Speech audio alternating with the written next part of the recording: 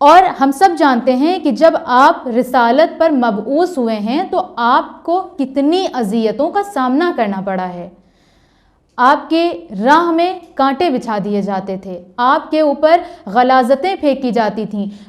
بڑے اپنے بچوں کے ہاتھوں میں پتھر دے دیا کرتے تھے، اور جب رسول گھر سے نکلتے تو بچے آپ کے پیچھے دوڑتے اور آپ کو پتھر مارا کرتے تھے، کوئی آپ کے سر پر خاک پھینکتا، کوئی کوڑا پھینکتا۔ غرض یہ کہ ہم سب جانتے ہیں کہ رسول نے بڑی مشقتوں کا سامنا کیا ہے،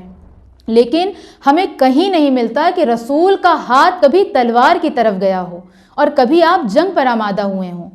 کبھی تو ایسا ہوتا کہ رسول کو غصہ آ جاتا، آپ جنگ کے میدان میں کھڑے ہو جاتے، مگر نہیں، اور یہ سلسلہ 1 یا 2 سال تک نہیں چلا، بلکہ 13 سال تک مسلسل رسول اللہ نے اس چیز کو برداشت کیا۔ کیوں؟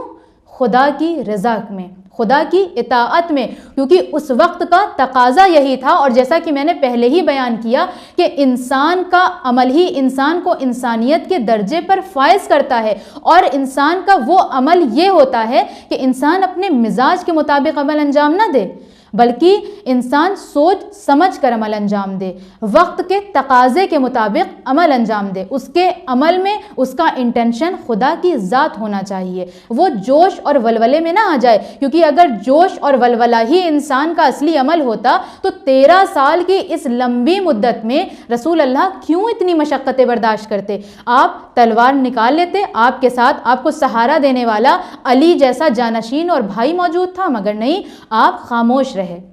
اور پھر اس کے بعد ایک ایسا وقت آیا کہ جب مشرکین مکہ نے آپ کے قتل کی پلاننگ کری،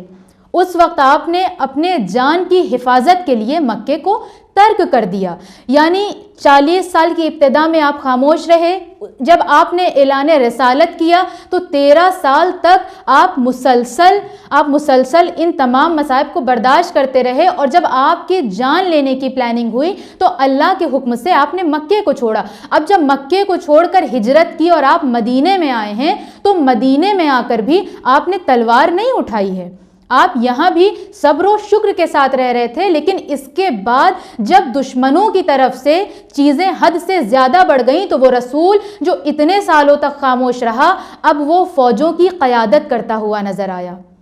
اب اس کی ذات ان تمام جنگوں میں دکھائی دی جن جنگوں کے بارے میں آج ہم اور آپ پڑھتے ہیں، پھر وہ رسول بدر کے مارکے میں بھی نظر آیا، پھر وہ خیبر و خندق میں بھی نظر آیا، وہ پھر حنین میں بھی ہمیں نظر آیا۔ کیوں؟ کیونکہ پھر تقاضا یہ تھا۔ لیکن آپ دیکھیں کہ ابھی خاموشی کے بعد، جان کی حفاظت کے بعد، ہجرت کے بعد، اب جب رسول اللہ نے تلوار اٹھائی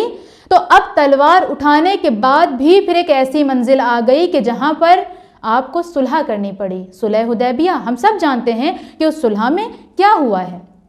لیکن اس وقت رسول نے صلح کی۔ ابھی تک جس ہاتھ میں تلوار تھی، اب اس ہاتھ نے امام علی علیہ السلام کے ہاتھ میں قلم کو دے دیا اور صلح کی شرائط لکھی جانے لگی۔